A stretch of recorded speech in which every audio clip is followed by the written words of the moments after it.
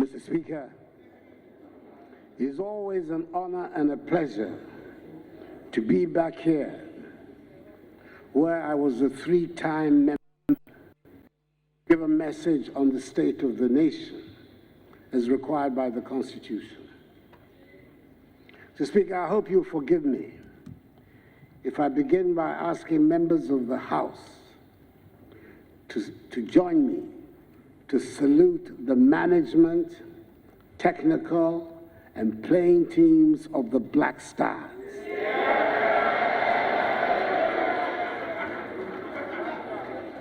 Who against the odds beat the Super Eagles of Nigeria in Abuja yesterday. Their qualification for the World Cup has brought so much joy to Ghanaians, and we're looking forward to an outstanding performance in Qatar. 3 cheers for the Black Stars.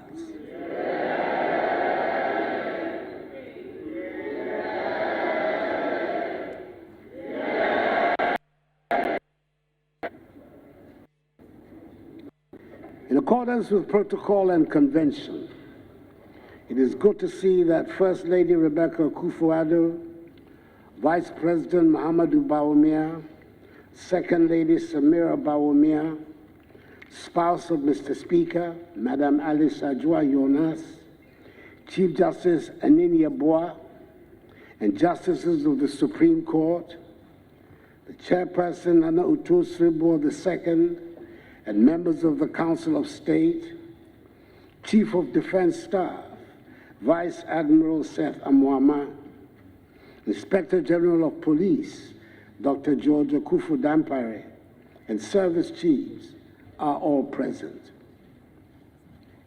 Mr. Speaker, the House is also duly honored by the welcome attendance, virtually, of the former President of the Republic, His Excellency John Agyekum Kufuor, former First Lady, Her Excellency Nana Konadu Ajiman Rawlings, and the Dean and members of the Diplomatic Corps.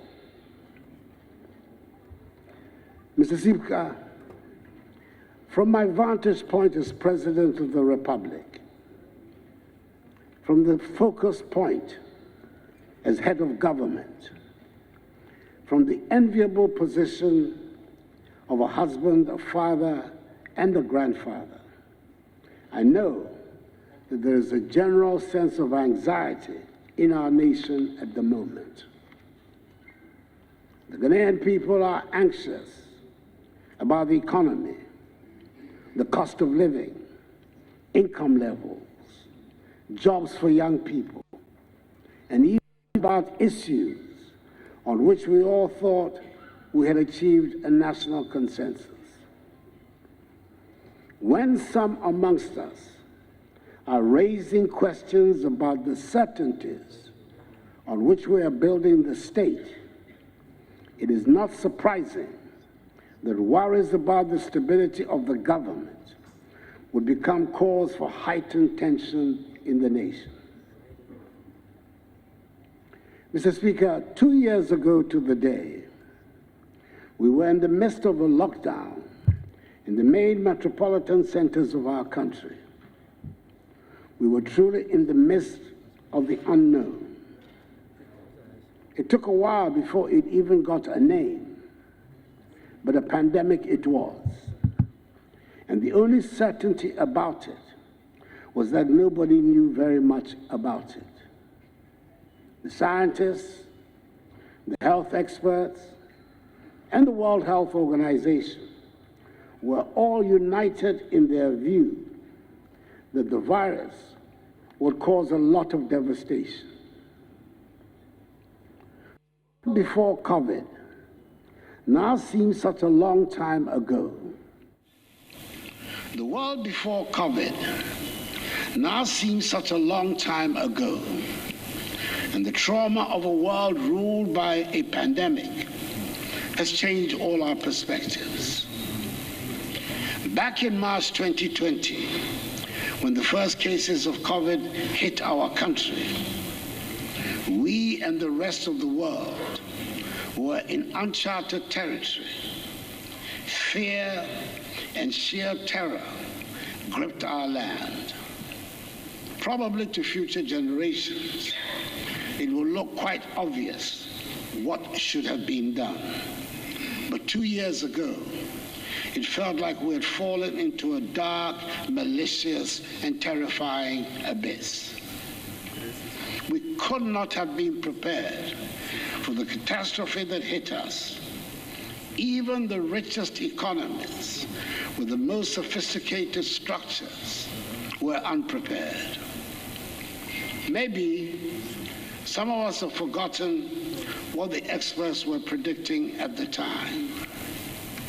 Our health and medical infrastructure was woefully inadequate, and we would not be able to cope.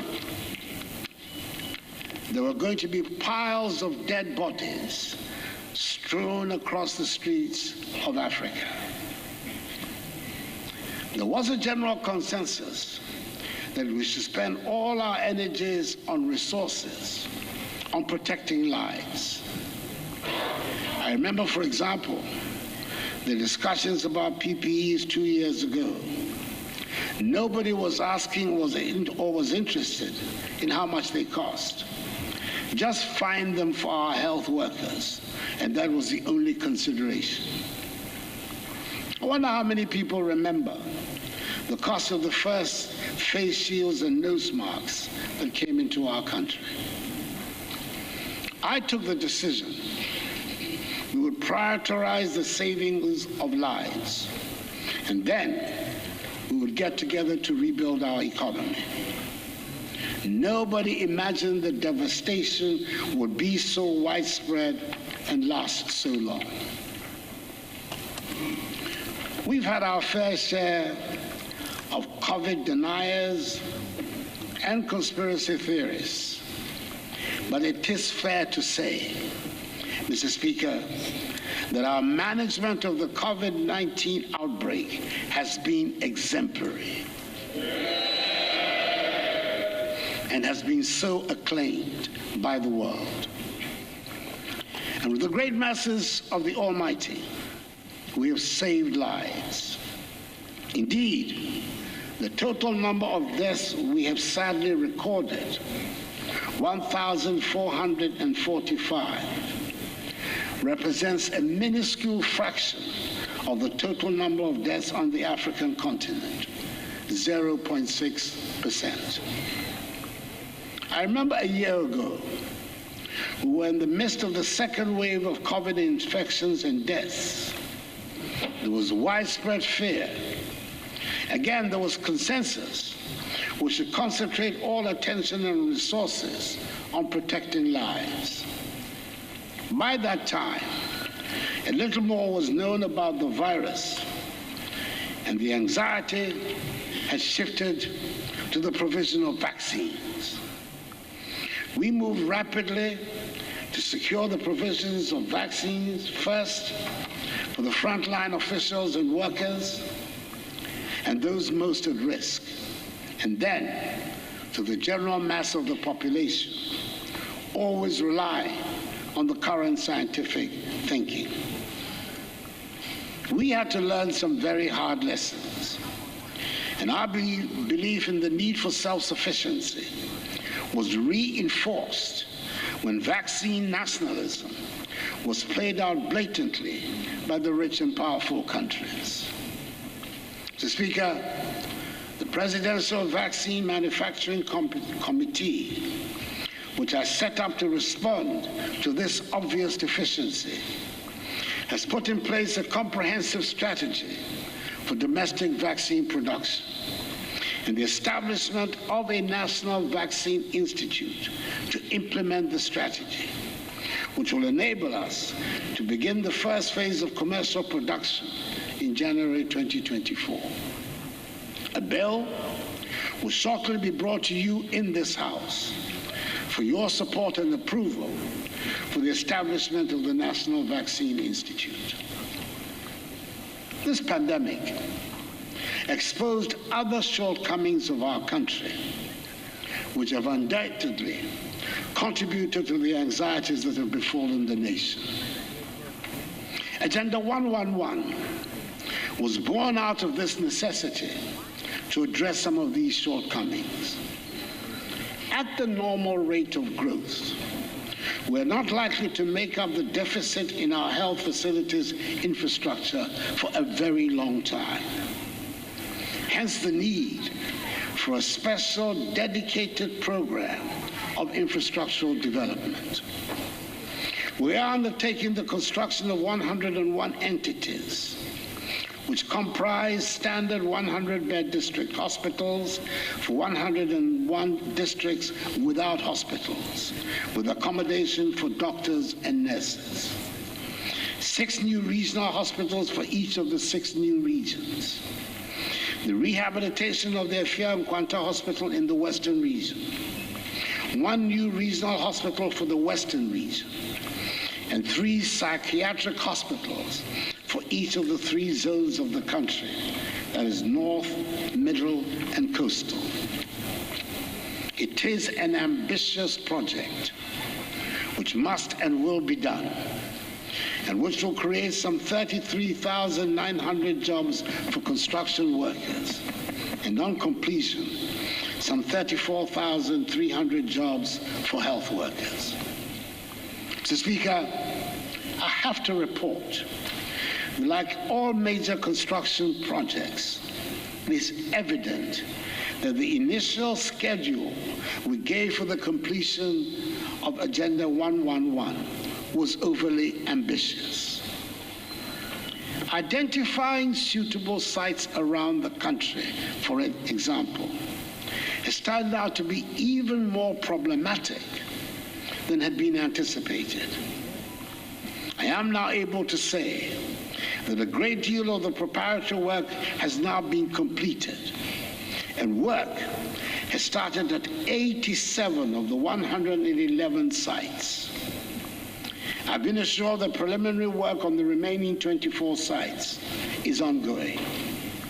We have every intention of seeing this project through to a successful end, which will enable me to commission all 111 hospitals before I leave office on 7th January 2025. Mr. Speaker, we have saved lives and fared much better than we had feared and the experts predicted. But the consequences of lockdowns, border and business closures, and unplanned expenditures have combined to have a devastating impact on our economy. The unplanned expenditures included, but were not limited to, the recruitment on a permanent basis of 58,121 healthcare professionals and the payment of extra incentives to our frontline health workers. It took an unbudgeted 1.9 billion cedis to ensure that our children and teaching staff went back and stayed in school safely. Some, including regrettably a few in this honorable House, went as far as to accuse the government of trying to kill Ghanaian children when we introduced the controlled school reopenings. I might add here that in some countries, school closures have lasted for 20 months, and children are only now going back to school. Our children did not lose a single academic year. We provided nearly 5 million households and over 10 million people with electricity and water subsidies at the time they were most needed. In all, data from the Ministry of Finance tells us that an amount of 17.7 billion cedis, 4.6% of GDP, has been spent in containing the pandemic since 2020. Mr. Speaker, the NPP government came into office with a plan to build a resilient economy and set us on the path to prosperity. We were on course, and our performance between 2017 and the beginning of 2020 demonstrates we were making rapid progress. Indeed, in 2017, 2018, and 2019, we recorded average annual GDP growth rates of 7%, making us one of the fastest growing economies in the world. We grew the economy from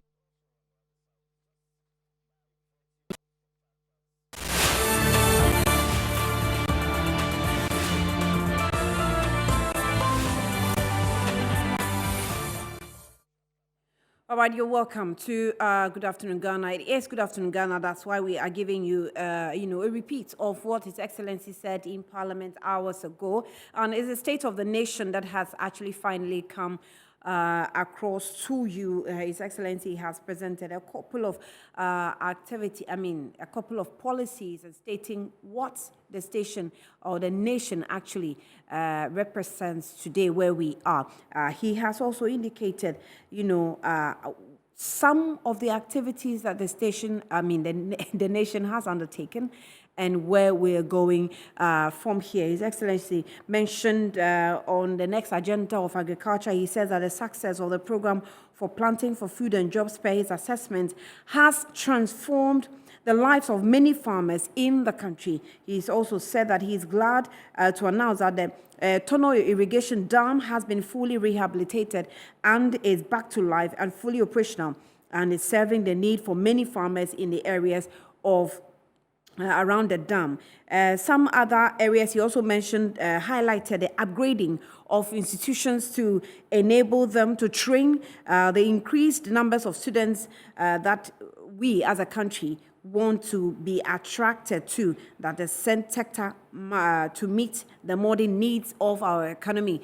These are some of the things His Excellency said. He explained that the terrible events of Ukraine have a direct impact on the lives of Ghana here. Okay?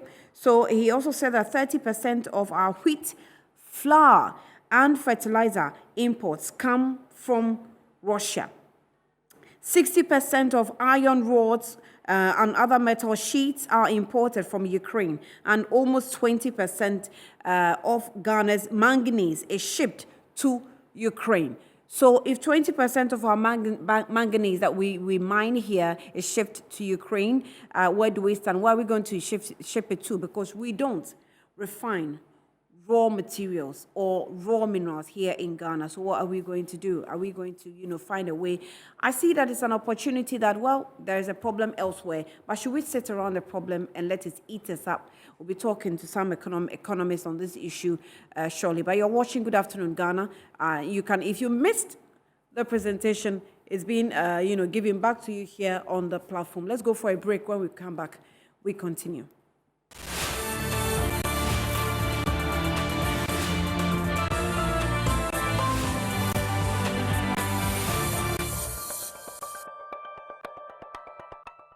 All right, you're welcome back. So it's time for us to give you, continue with His Excellency, some of the things he said as far as the state of the nation is concerned. Let's continue. We'll come back with some analysis soon. The CD equivalent of 54 billion United States dollars at the end of 2016 to the CD equivalent of 72 billion United States dollars in 2020, a 33% increase. Then COVID arrived. This is not something that anyone could have planned for, and the consequences are there for us all to see around the world. The big and established economies of the world have been knocked off their planned trajectory. Countries where budget deficits were unknown and prohibited by law suddenly had to accept huge deficits to underwrite social cohesion. The economic devastation of COVID has since the beginning of this year been further aggravated by the Russian invasion of Ukraine, which has worsened the economic outlook of the entire world. We in Ghana have not escaped this development, and the consequences are being felt in rising living costs at our markets and at fuel stations. The terrible events in Ukraine have a direct impact on our lives here in Ghana. Mr. Speaker, 30% of our wheat flour and fertilizer imports come from Russia. 60% of iron rods and other metal sheets are imported from the Ukraine. And almost 20% of Ghana's manganese is shipped to the Ukraine. The bombs might be dropping on cities half a world away, but they are hitting our pockets here in Ghana. Even so, we have managed to ensure that fuel supplies have not been disrupted, unlike in several other parts of the world. Last week, the Minister for Finance spelled out in detail to the country the economic and fiscal difficulties we face, and the raft of measures we're introducing to bring relief and restore us to economic growth. The measures that have been announced by the Minister for Finance are meant to demonstrate that we are aware that we are in difficult times and we are addressing the situation. The belt-tightening measures being set for members of the executive have been elaborated within this context. And I'm hoping that you're going to join us in this undertaking. This government remains alive to its responsibilities to the Ghanaian people. The difficulties of the time notwithstanding, we intend to continue to grow this economy and bring prosperity. That will only happen when we continue to invest in the future. Our children will continue to be educated and be equipped to run a modern and digitalized economy. The free SHS and free TVET are the best vehicles we have devised to take us to the realization of our goal of an educated and skilled workforce. The computerized school placement system is currently ongoing, and the latest batch of JHS students will soon embark on their free SHS and free TVET education. The TVET institutions are being upgraded and equipped to enable them train the increased numbers of children that we want to be attracted to that sector to meet the modern needs of our economy. This year, I'll be commissioning some of the 34 refurbished National Vocational and Technical Institutes, NVTIs, across the country.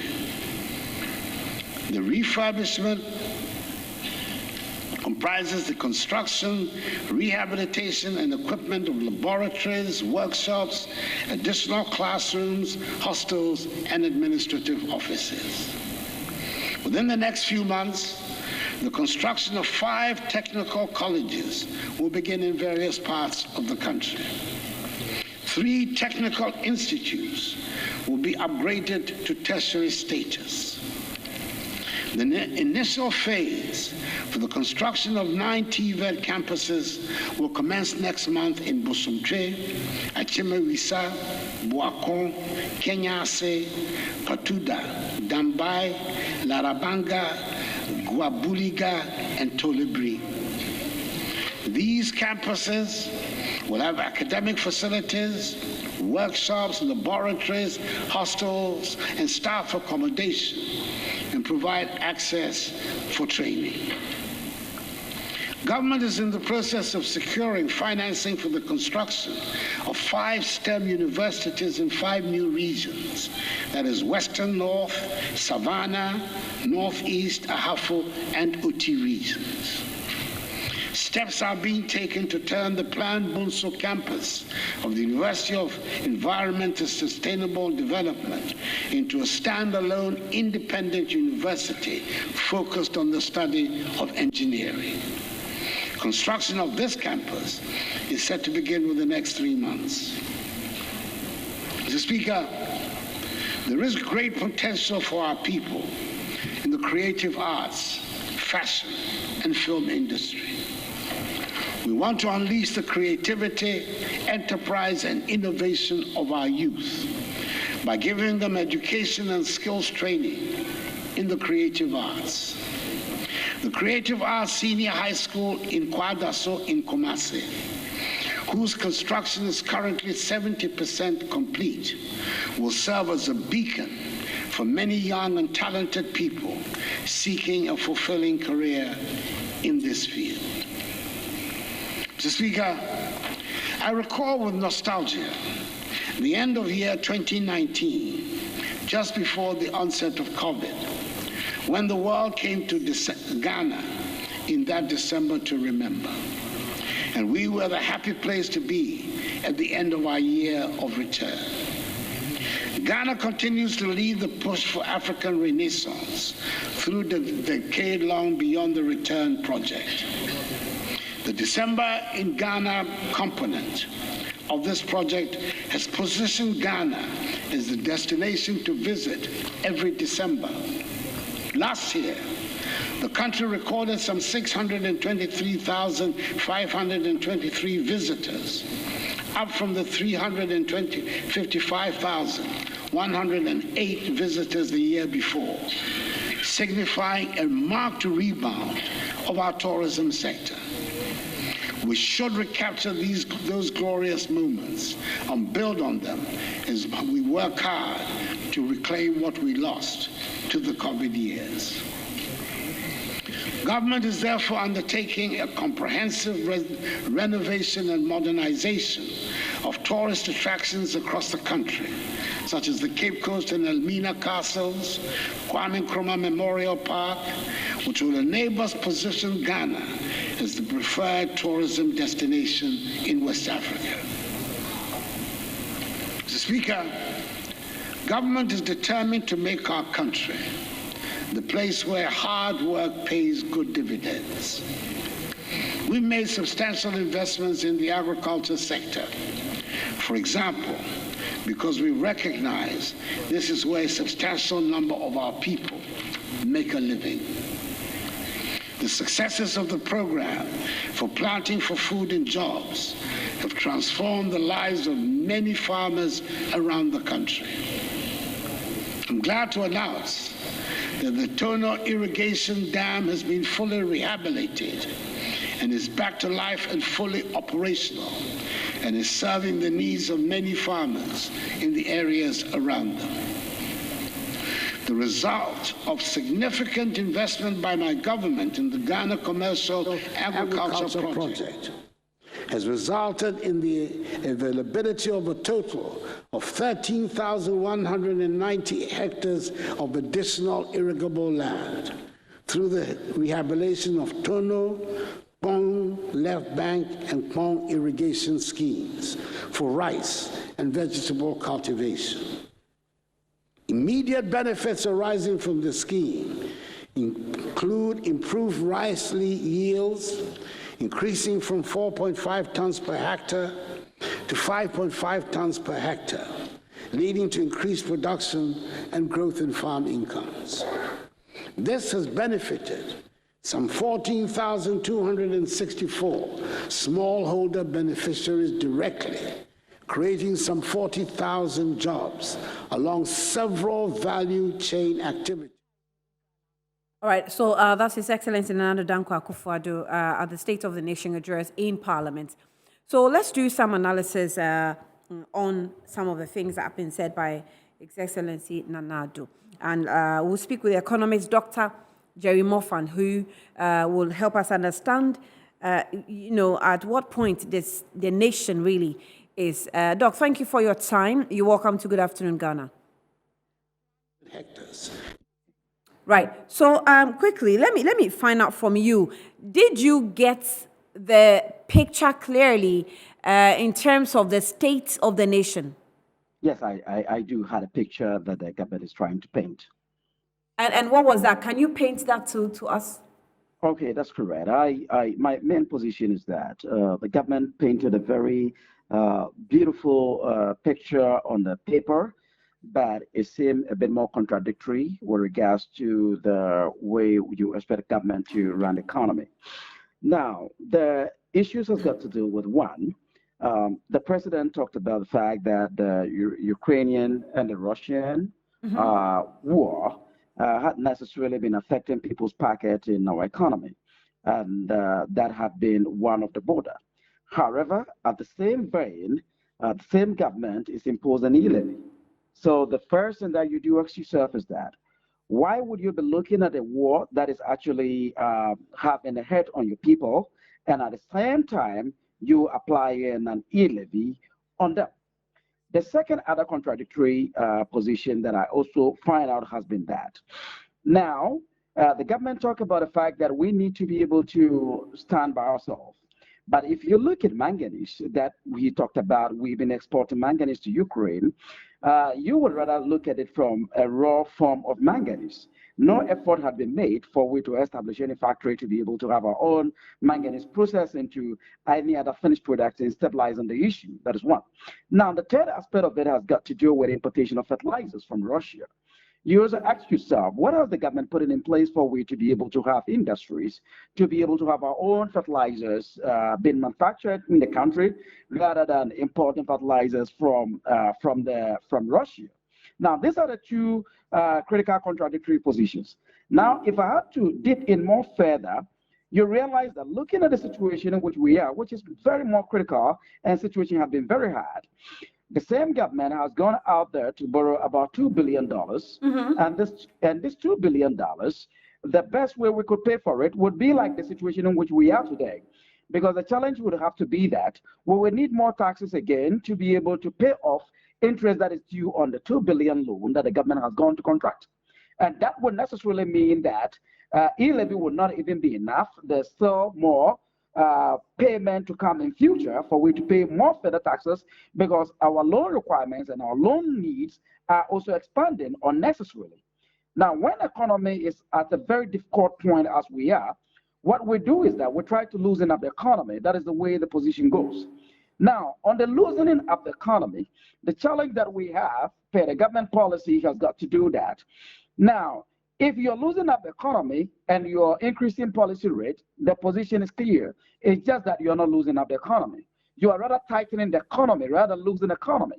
At the same position, the government is, as much as possible, trying to bring in austerity measures by trying to cut down expenditure into the economy. So what are you doing in a nutshell? What happens is that you are actually strangling the economy. You are not reviving the economy. You're killing the economy. I heard the government was talking about the economic growth, which has been the driving position and driving force. That is correct. If you want to grow an economy, it is the individual citizens that run economy. It's not the government that runs economy. If the citizens' life improves and the citizens would have the ability to be able to buy, and that is what we call the purchasing power. If they have the purchasing power to be able to buy, if they can live in their homes and be rest assured that their currency is not going to be depreciated, the government is not going to be borrowing from the domestic market, it would help in every situation to improve the life of the citizens. Now, looking at the government position of saying that they have been able to do this during the COVID-19, and we're looking at expansion of the hospitals across the country to get it moved, I wonder how the impact would have on the economy, or the impact is going to liberate the economic situation in which we are. So if you ask me my view in a very simplest form, I will tell you that indeed, the government speech today on paper, it sounds a little bit good in the ears, but in practice, it's more contradictory. And none of it is going to be achievable looking at the situation we have on the ground at the moment.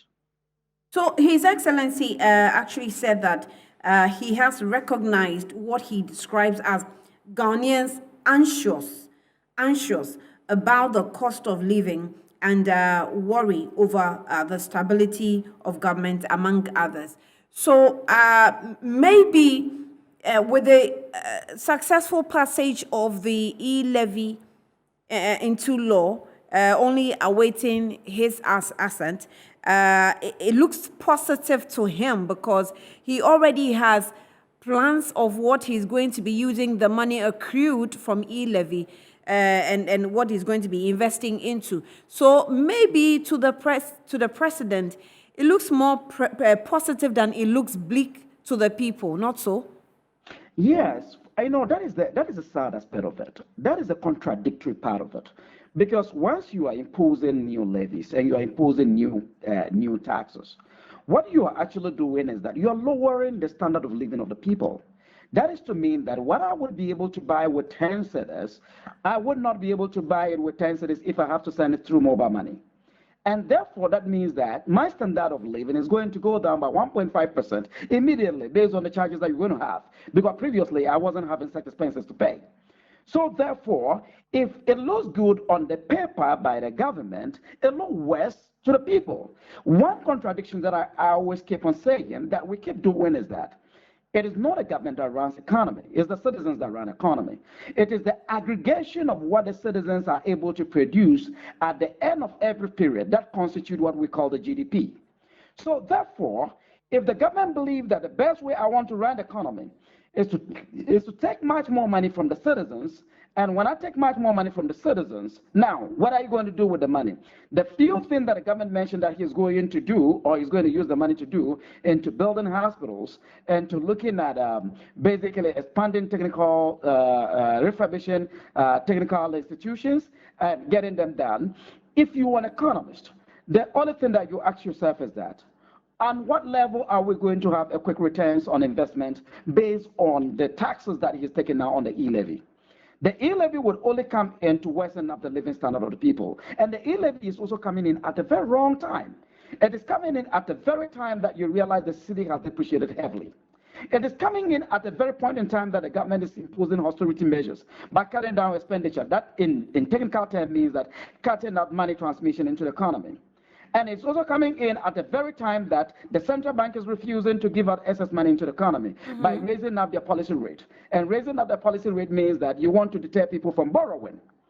And at the same time, as you're deterring people from borrowing to allow financial transmission into the economy, you are imposing taxes at the same time. It sounds very contradictory. And it doesn't sound so well into any mindset that necessarily has got an idea or that necessarily has got any instrument of reviving the economy. No, it doesn't.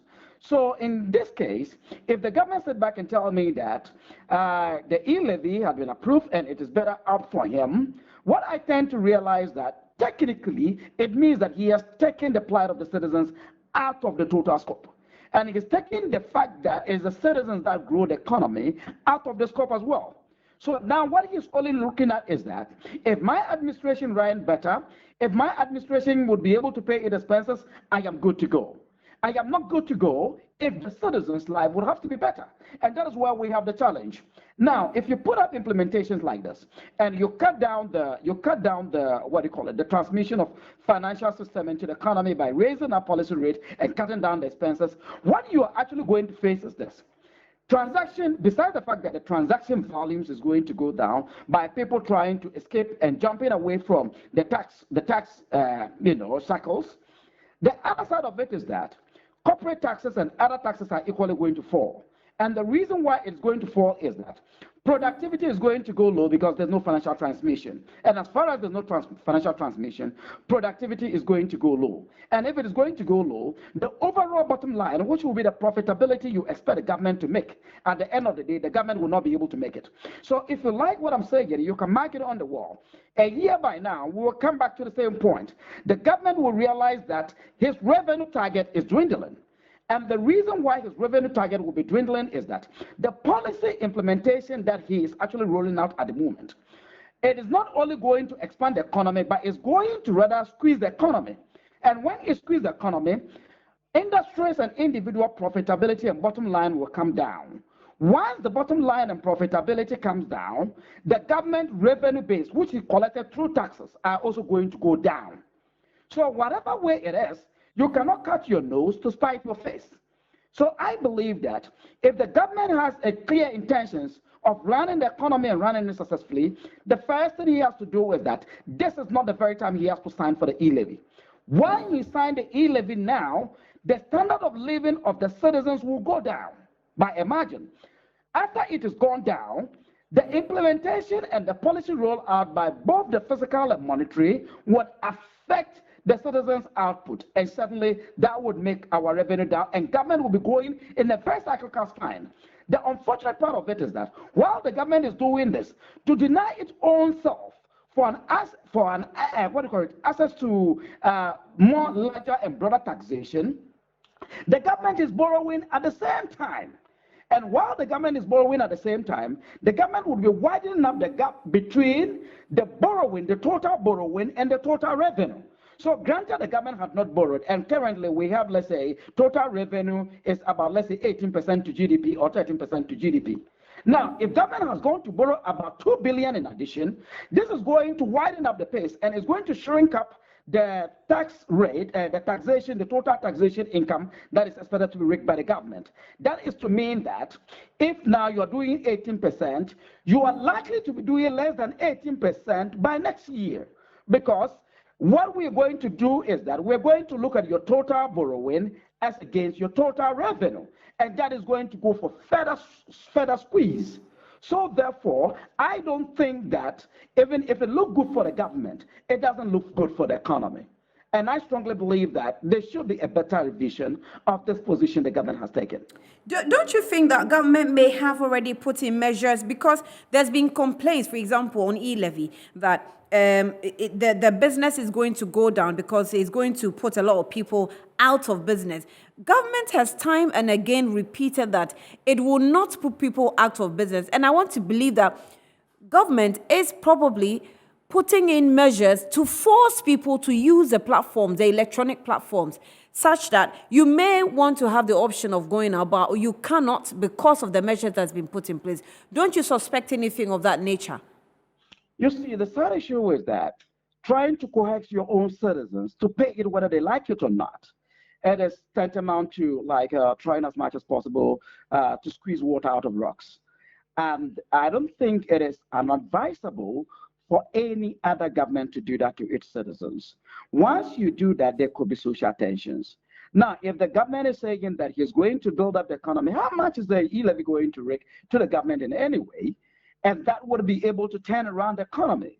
To me, it doesn't make sense.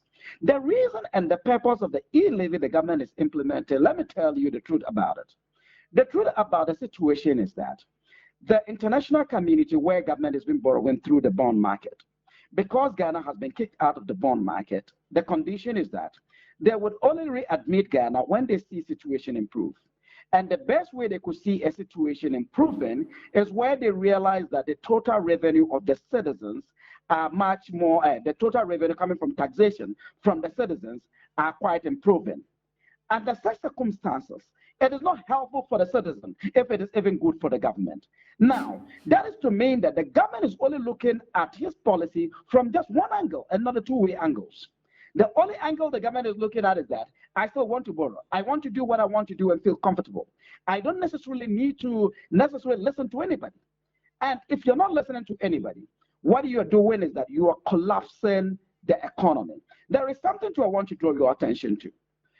Statistically and economically, analytically, we've come out with clear analysis that, look, once your debt level to your revenue gets to 70% threshold, what it does is that it reduces the living standard and productivity of the citizens by 0.017%.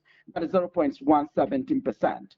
So it means that if you go beyond this threshold, as I'm speaking to you now, as at 2021, the total debt to GDP is about 83.5.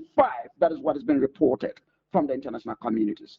83.5. Now, the government has gone again to borrow another $2 billion United States dollars. That is expected to actually push up this figure to about almost 85%. Now, once it is happening this way, the government will have no any other choice than to impose more heavy taxes. You need a more broader taxes to be able to assure your creditors that, look, despite the fact that I have borrowed more, I have more revenue to be able to take, and if critical become critical, I would be able to pay. There is one thing technically the government is not looking at. You see, we have something we call the national savings to GDP. The national savings to GDP tells you the surpluses that your citizens have that have been put in a bank. And that means that in a more critical situation, the government can even fall on the savings to be able to bail itself out. The third position in which we are is that the national savings to our GDP is somewhere hovering around 20% to 24%. So if it is 20%, 24%, and your debt to GDP is about almost getting to 83.5%, that means that your savings, you will require more than 600% of your total national savings to be able to pay off your debt. So if the maturity of this debt would have to occur within a short possible period, it means that the government has no way than to default. The government cannot pay. And it means that we cannot also fall on the savings. So while you are imposing taxes, please, you have to look at the savings of your total savings by the citizens, including the government, as a measure to even find out that whether the taxes that you are taxing them, looking at their own personal savings, do they even have enough to do? Yeah. At the end of the day, they don't have the money per their savings. They don't have it. So when you are increasing more taxes and you are borrowing more, while you are borrowing more and their savings is dwindling, certainly the government is setting up a pace for a default. If not a pace for a default, then the citizens will be in the grips of a loan spine, which means that in future we might even have to borrow somewhere again to repay loan because our savings cannot even bail us out. And that means that as a country, we would be entirely bankrupt. That is the position in which we are now.